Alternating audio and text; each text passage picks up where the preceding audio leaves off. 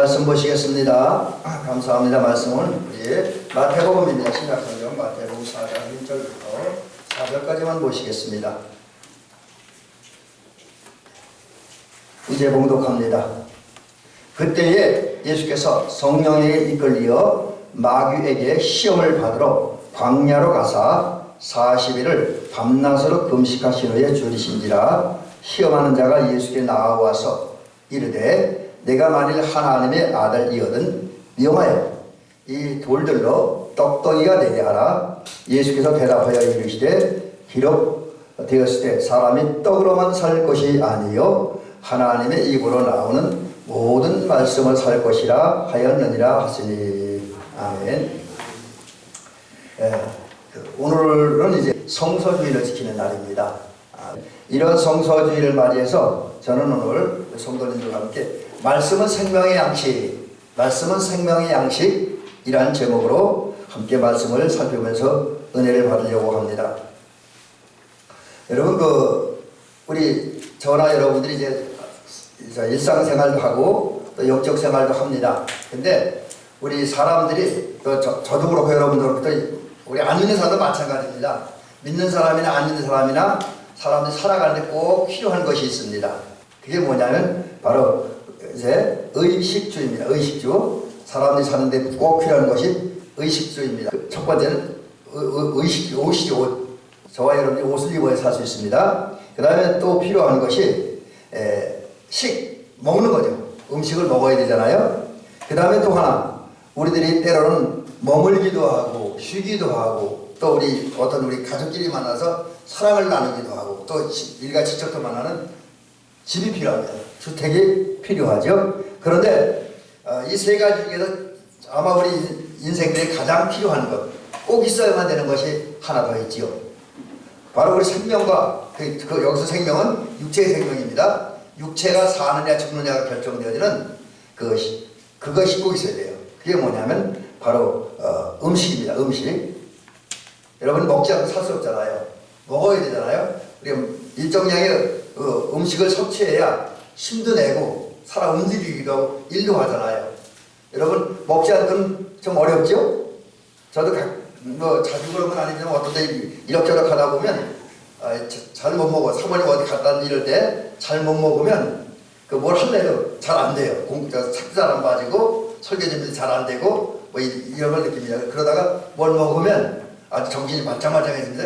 이 잘 되는 것을 경험하고 납니다. 그래서 우리 사람들이 살아가는 데 있어서 필요한 것이 많이 있지만 의식주는 반드시 필요하다라는 것이죠.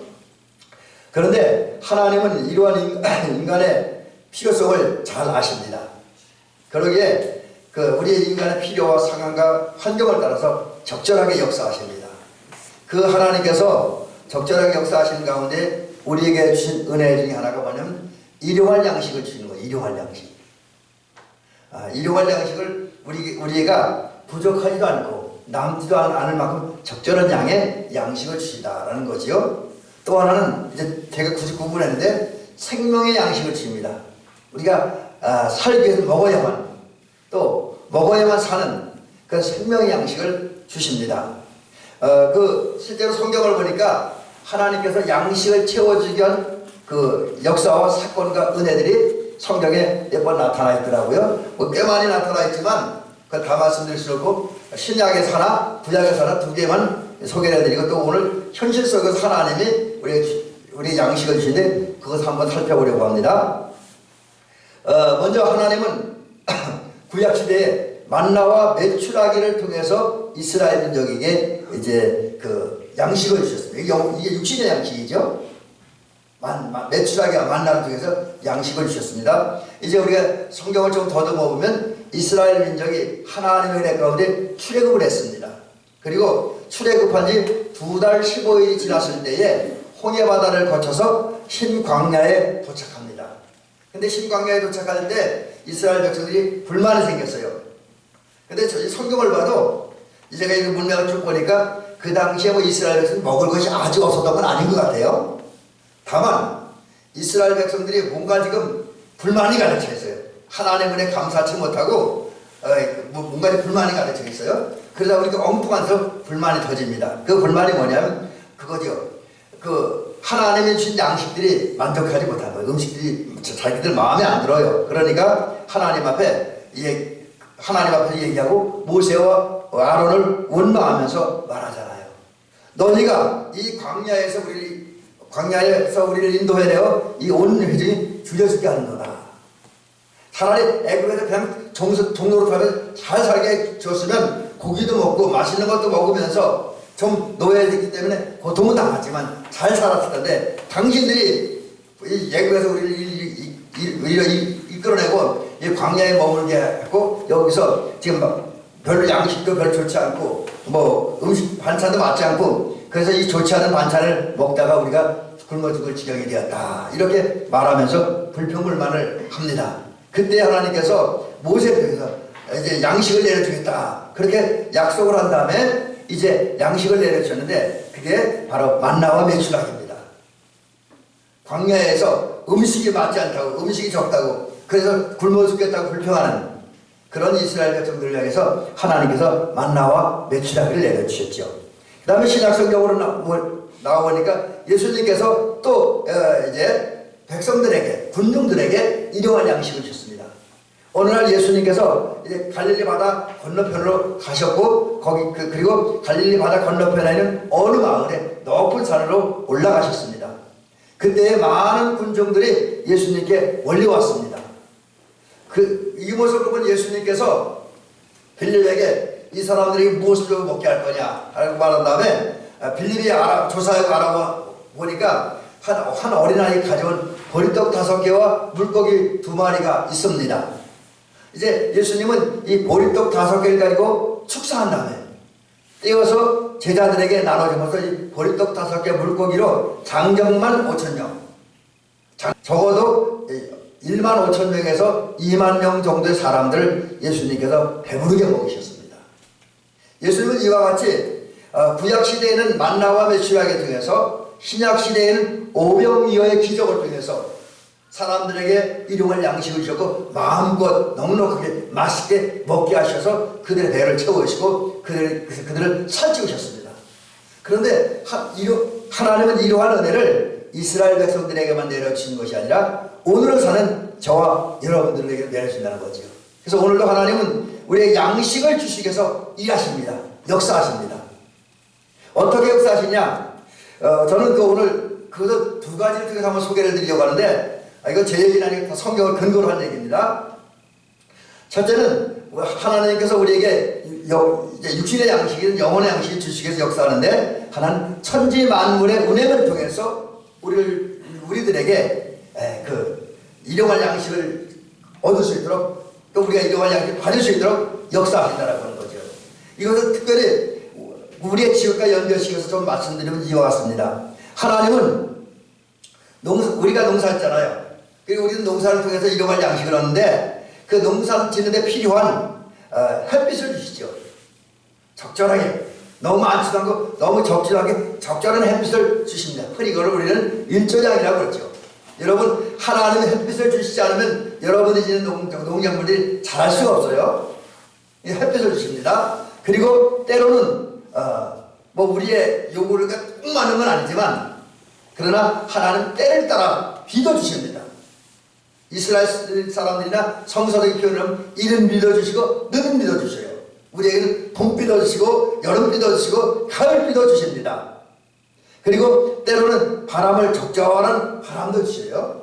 적절한 바람도 일으켜 주시고요. 또 제가 여기 영상을 올려놓지 않았지만 때로는 이제 적절한 온도, 너무 덥지도 않고 너무 차지도 않고 우리들이 짓는 농작물들이 잘 자라서 열매를 맺을 수 있는 데 필요한 적절한 이제 그 온도를 허락하시오. 이것이 바로 천지 만물을 통해서 우리에게 양식을 채워주시기 위한 하나님의 역사라고 하는 거지요.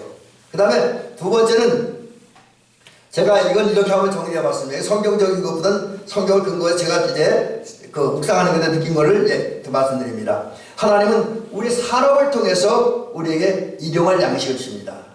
여러분 우리 산업이라는 게 뭡니까? 여기 계신 모든 분들은 우리 정 목사님을 제외한 모든 분들은 다 직업이 농사하는 분들이잖아요. 우리 직업은 농업이잖아요.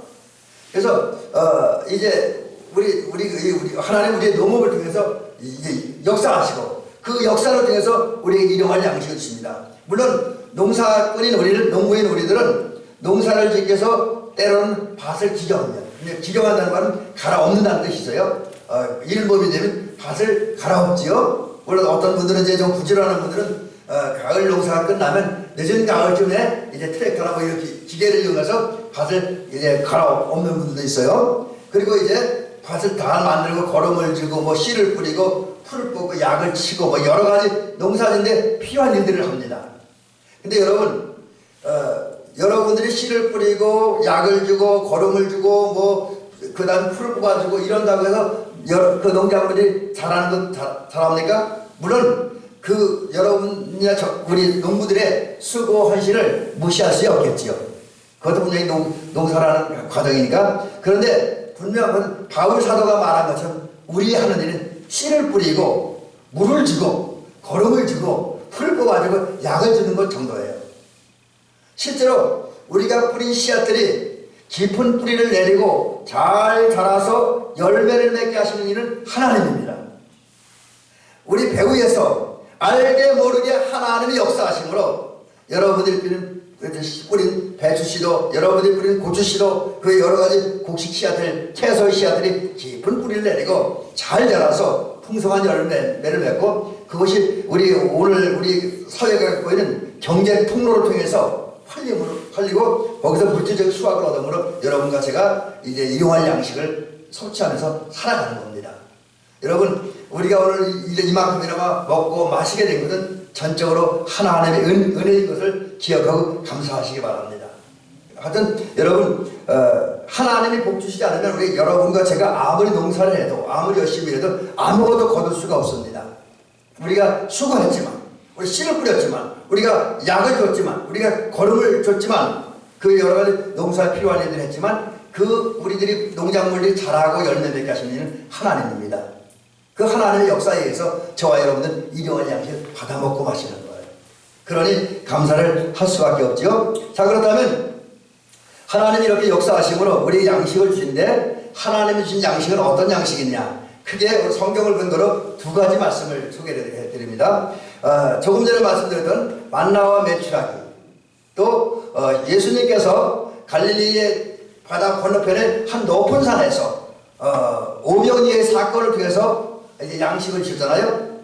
그리고 오늘날에는 우리의 산업, 우리의 직업을 통해서 그리고 우리 직업 속에서 역사하심으로 하나님은 우리의 양식을 주세요. 쉽게 말하면 빵과 고기를 주시죠. 빵과 고기. 이건 이스라엘 사람들 표현이고 우리 식으로 굳이 표현한다면 밥과 반찬을 주는 것을 믿으시기 바랍니다. 하나님의 방법. 특별히 우리 이 시대에는 우리의 산업을 통해서 우리 직업을 통해서 우리에게 밥과 반찬을 주십니다. 그리고 이런 양식들은 우리의 영육의 생명들을 지키는데 필요한 모든 것을 하나님이 양식을 주신다라는 사실이죠. 이렇게 육신의 양식을 주신 하나님은 그 다음에 두 번째 양식을 주신데 그게 뭐냐? 영혼의 양식입니다.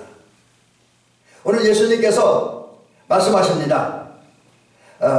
사람이 떡으로만 살 것이 아니요 하나님의 입으로부터 나오는 모든 말씀을 살 것이라. 여러분 이 말씀을 하실 때가 언제입니까? 예수님께서 요단강에서 세례를 받으시고 이제 올라오실 때 하늘에서 음성이 들죠. 이는 내 사랑하는 아들이요 내 기뻐하는 자라고 하는 그 세례 사건을 통해서 예수님은 공생에 임할 첫 번째 준비를 하십니다. 그리고 두 번째 준비를 하기 위해서 성령에 이끌려 광야로 가십니다.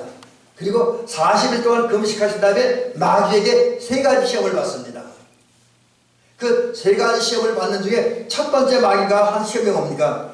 네가 하나님의 아들이거든 이 돌들을 명하여 떡덩이가 되게 하라. 그렇게 말합니다. 여러분 이 마귀의 말 속에는 무서운 음모가 숨겨져 있습니다. 그 음모가 뭐냐?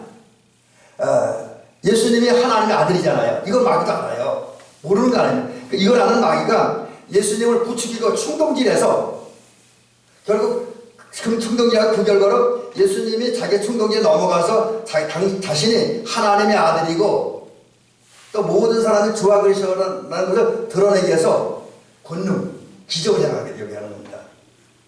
그리고 그런데 만약에 주님께서 예수님이 이런 마귀의 유혹에 넘어가 정말 어떤 충동질, 당신의 영광을 드러내고 당신의 지위, 신분을 드러내고자 하는 그런 충동 때문에 돌들을 명하여 떡덩이가 되게 한다면 기적이 일어나겠지요.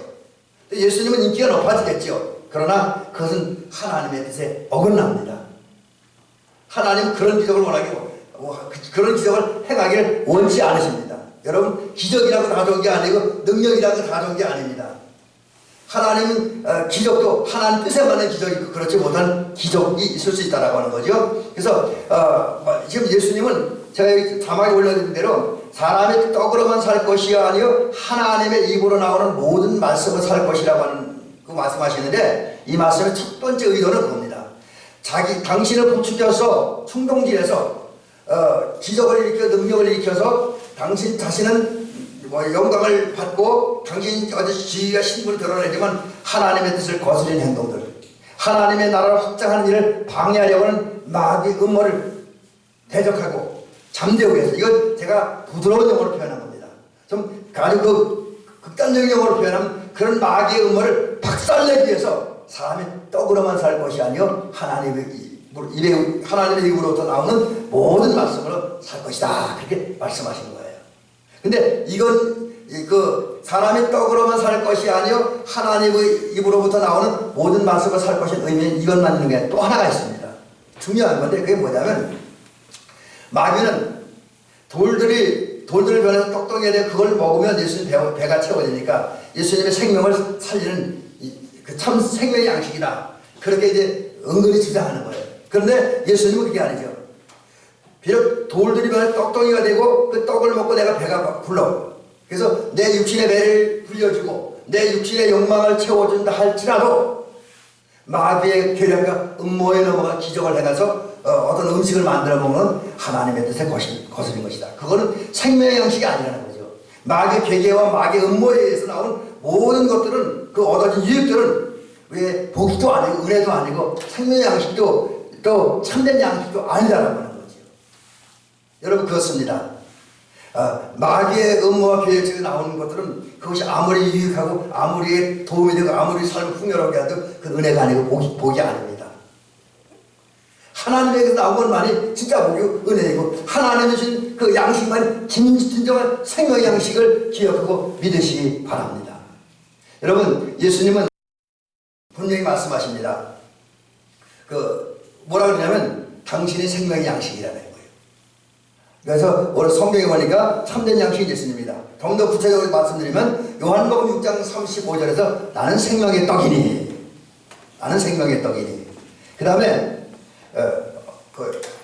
두 번째 말씀은 또 똑같은 내용인데 요한복음 6장 48절 또 등장합니다. 나는 곧 생명의 떡이니. 여기 한 단어가 더 등장하죠.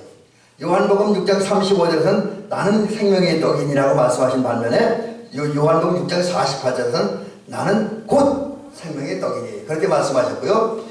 그 다음에 요한복음 6장 55절에서는 내 살은 생명의 양식이다, 그렇게 말씀하셨습니다. 여러분, 이 말씀 보고 또 마태복음 4장 4절 말씀을 보면 마귀에서 오는 것, 세상에서 오는 건 우리에게 잠깐 유익을 주시고 잠깐 우리 배를 채워주시고 잠깐 우리 욕망을 채워줄 수 있습니다. 그래서 잠깐 동안 우리 기분을 좋게 할 수는 있습니다. 그러나 그것들은 생명의 양식이 아닙니다. 그것이 우리 영혼을 살리고 영혼을 구원하고 우리 영혼을 하나님 나라에 가게 하지는 못합니다. 그것을 우리가 이 땅에서 참되고 바르고 의롭고 거룩한 삶을 살게 하지는 못합니다. 진짜 우리에게 참된 양식이 되는 것, 그것은 바로 하나님의 말씀입니다. 오늘 예수님께서 마태복음 4장 4절에서 말씀하신 것처럼 하나님의 입으로부터 나오는 모든 말씀들, 그리고 그 하나님을 보여주는 예수님 그 자체가, 그리고 그 예수님이 보여주고 가르치고 선포한 말씀들 삶이 우리에게 영원한 생명의 양식이라는 사실을 기억하고 믿으시기 바랍니다. 자, 그러면 이제 이런 거 한번 더 생각을 해봅니다. 하나님의 말씀만이 생명의 양식이라는데 왜 하나님의 말씀이 생명의 양식이 되어지는가? 왜 성경이 성경에 이렇게 하나님의 말씀이 생명의 양식이 되어지는가, 이 이유를 두 가지만 소개를 해드립니다. 첫 번째는 여기 자막에 있는 대로 하나님의 말씀은 우리의 도덕적인 방패가 되어지기 때문입니다. 자, 이 도덕적인 얘기를 하는 게 갑자기 아니 교회에서 은혜스러운 얘기를 해야지 왜 도덕 얘기를 합니까? 이렇게 얘기를 하는데, 자, 잘 들어보세요. 우선 예화를 이런 예화를 한번 드립니다. 영국의 혁명 과정에서 청교도 혁명을 통해서 영국을 지배한 권력가가 있어요. 왕이었다는 기록은 없는 것 같아요. 제가 이렇게 찾아보니까. 근데 하여튼 권력가가 있는데 크로멜이라고 하는 사람이 있습니다.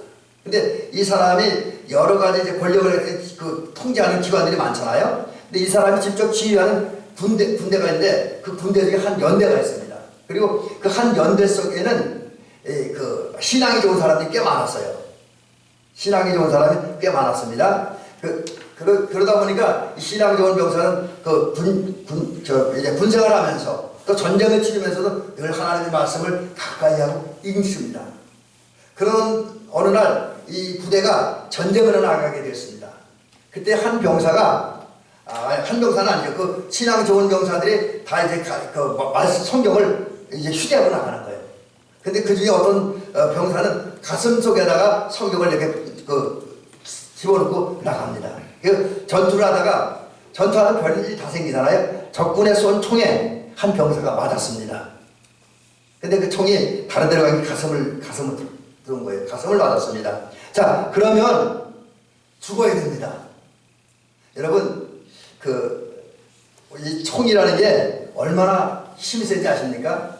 우리 최근에 나온 총을 하면 더 힘이 세어지시려고 생각을 하는데, 제가 군생활 할 때 우리가 주로 사용하던 소총이 M16이었는데 그 M16 한 방 딱 맞으면 처음에는 딱 구멍이 짧아요. 들어가는 꽂히는 구멍이. 근데 나올 때 뒤에는 완전 사람이 펴져버립니다. 빙글빙글 돌아서.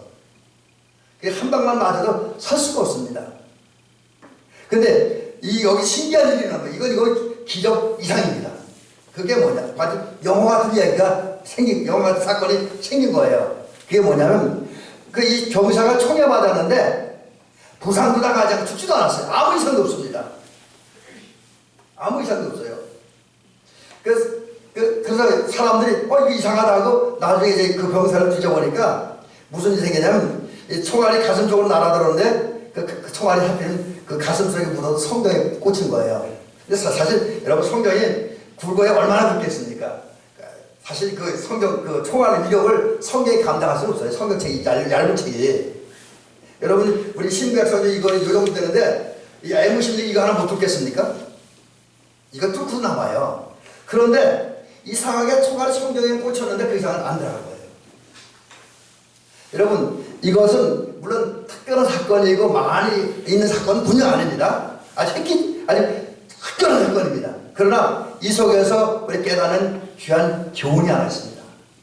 그게 뭐냐면 하나님의 말씀, 곧 성경이 이렇게 하나님의 말씀은 세상과 마귀, 그리고 우리를 타락시키고 범죄하는 그리고 사망에 이르는 그 모든 것으로부터 우리를 지켜주는 방패요 산성이라는 사실을 믿으시기 바랍니다. 여러분, 하나님의 말씀은 우리를 모든 위협과 도전으로부터 우리 비극으로부터 막아주고 지켜주는 방패요 산성입니다. 그러기에 하나님의 말씀은 우리 영혼의 생명의 양식이 되어지는 것이지요.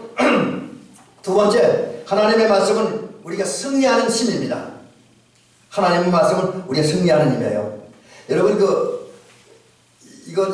제가 이건 어떤 글 속에서 찾아보고 인용한 건데, 하나님의 말씀은 옥토인 우리 마음속에 뿌려진 가라지를 차단해 잘라버린 칼이라 그래요. 가라지게 쓸데없는 불을 다 제거하는 거예요. 우리 안에 제약, 잘못된 마음, 잘못된 생각 제거하는 게 성경이라는 거죠. 그래서 성경 말씀을 찾으면 이것이 다 제거되어지니까 승리하게 되시죠. 또 성경은 우리 속에 파고들어와 우리 속에 숨어있는 그런 우리 안에 있는 우상들 있잖아요. 사실 성도들이 섬기는 우상 중에 가장 무서운 거는 어떤 신상이나 어떤 물체가 아니라 내 안에 있는 우상이잖아요.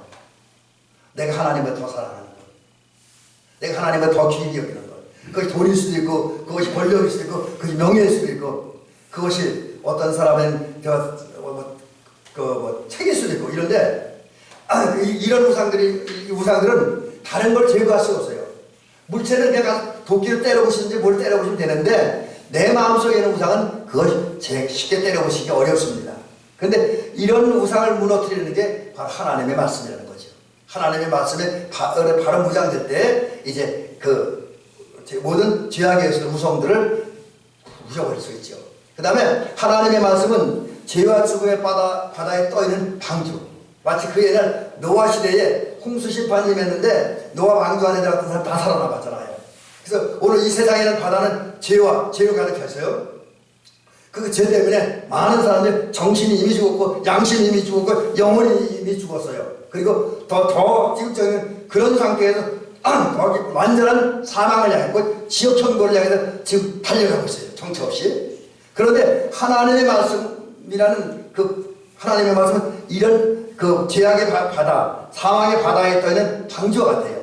그래서 하나님의 말씀 위에 거하기만 하면, 하나님의 말씀대로 살기만 하면 우리 그 죄악에서 벗어나서, 그 죽음에서 벗어나서 하나님의 생명과 구원을 얻습니다. 바로 이런 이유 때문에 이제 저와 여러분들은 하나님의 말씀을 생명의 양식을 삼고 이제 그 말씀을 받아먹는 저와 여러분들이 될 줄 믿습니다.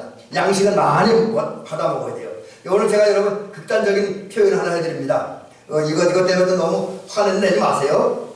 여러분 만약에 영적인 배고픔에 시달리기를 원하는 사람들, 그리고 그렇게 영적인 배고픔에 시달리다가 영원히 죽고 지옥 가고 싶은 사람들은 하나님의 말씀에 영원의 양식 안 먹어도 돼요.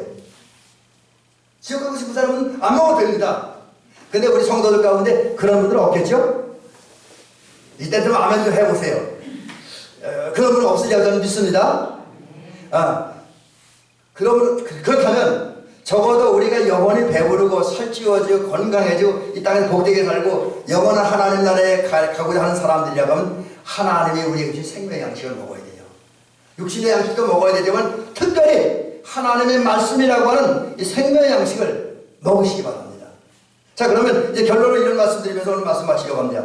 어떻게 해야 우리가 하나님의 말씀을 먹을 수 있을 것이냐? 이제 구체적으로 몇 가지 소개해드리는데, 첫째로 성경을 읽으시기 바랍니다. 성경을 읽으시기 바랍니다. 하나님의 말씀은 다른 데 기록되어 있지 않고 성경에 기록되어 있습니다. 근데 그 성경은 참으로 가장 맛이 있는 하나님의 말씀이에요. 그래서 다윗이 얘기하잖아요. 하나님의 말씀은 주의 말씀에 마치 어찌 그리 단지요 내 입에 꿀보다 더 단이다. 여러분 말씀의 참맛을 알고 말씀을 읽고 들으면 정말 행복하지요. 여러분 하나님의 말씀은 향기로워요. 아주 맛있는 하나님의 말씀입니다. 그러기에 요한계시록 1장 3절에 보니까 이 계시의 말씀을 읽는 자가 복된 자라고 했습니다. 여러분 이 맛있는 하나님의 말씀을 여러분이 읽을 때 복이 있는 사람이 되는 거예요. 그리고 그 순간 우리는 스스로 자연스럽게 생명의 양식을 받아먹을 수가 있습니다.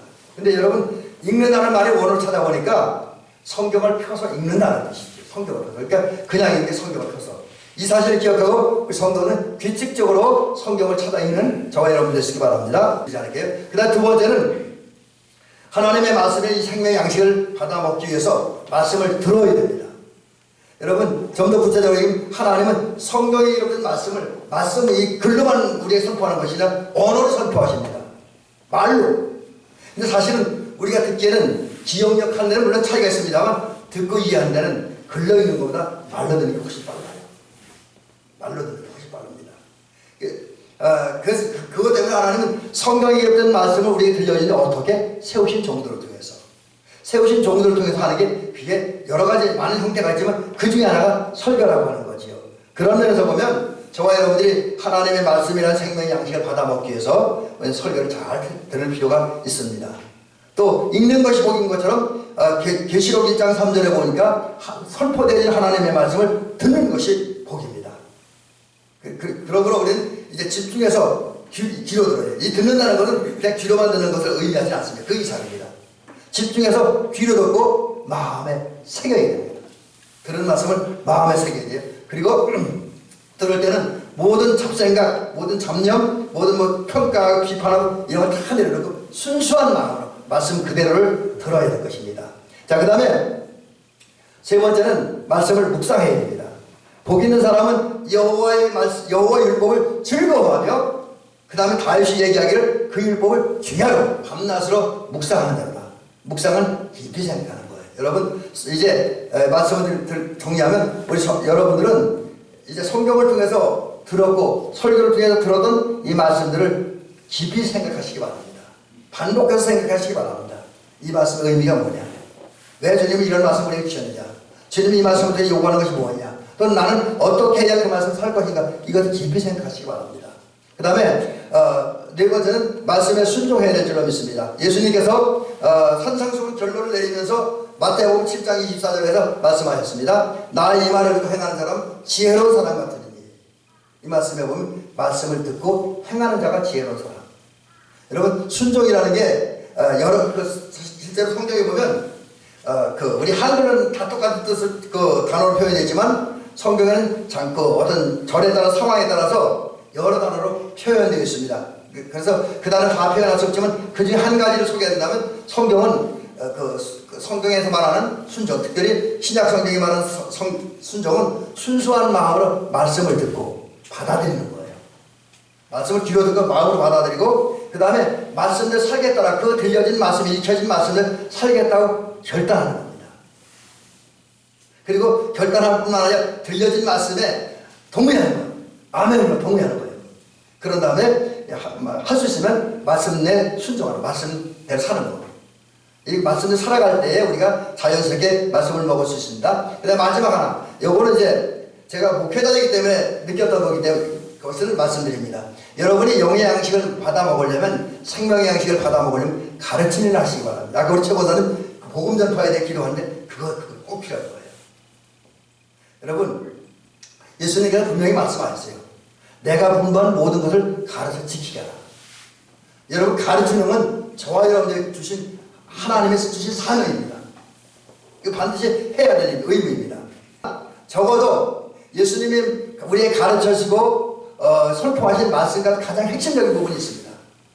그게 바로 산상수훈인데 가장 가깝게는 여러분이 팔복의 말씀, 10년이 행하는 자는 복이 있나니 천국이 저희 것이며 애통하는 자는 복이 있나니 저희가 위로를 받을 것이며 이렇게 해서 마지막에 의를 위하여 핍박을 받는다는 이런 말씀까지 우리가 가르치는 저와 여러분들이 될 겁니다. 팔복의 말씀을 알고 좀 더 기회가 된다면 산상수훈 전체의 말씀들을 가르치고 그리고 좀 더 기회가 된다면 주님이 보여주시고 가르친 천국복음을 늘 전하고 가르치고 그래서 사람들이 그 말씀을 받아들이고 그 말씀을 살게 됩니다. 왜 그럼 이 일을 해야 되냐면 여러분 저와 여러분들이 그냥 읽고 묵상하다 보면 잊어버려요. 잘 기억이 안 되고 내 몸에 익숙해지지 않습니다. 그러나 분명한 것은 우리가 말씀을 많이 전하다 보면 말씀을 많이 가르치다 보면 나도 모르게 자연스럽게 내 안에 하나님의 말씀이 채워져요. 영혼의 양식을 먹을 수가 있습니다. 그런 데서 목사님 저는 행복합니다. 왜? 늘 설교를 하다 보니까 일주일에 설교 10번 이상 하잖아요. 그러다 보니까 하나님의 말씀을 늘 읽어야 되고 늘 깊이 연구해야 되고 깊이 상고하고 그것 때문에 기도해야 돼요. 그러다 보니까 내 스스로가 여러분보다 먼저 하나님의 말씀을 먹는 것을 영의 양식을 먹는 것을 느낍니다. 자, 이제 말씀 마칩니다. 여러분 하나님의 말씀이 생명의 양식임을 믿으시기 바랍니다. 그 양식을 많이 받아 먹음으로 여러분 영혼이 건강하고 영혼이 배부르고 영혼이 살찌고 영혼이 건강함으로 육체도 정신도 건강해서 하나님인 갖가지 은혜와 복을 받아 누리는 저희끼를 주의 이름으로 축원합니다.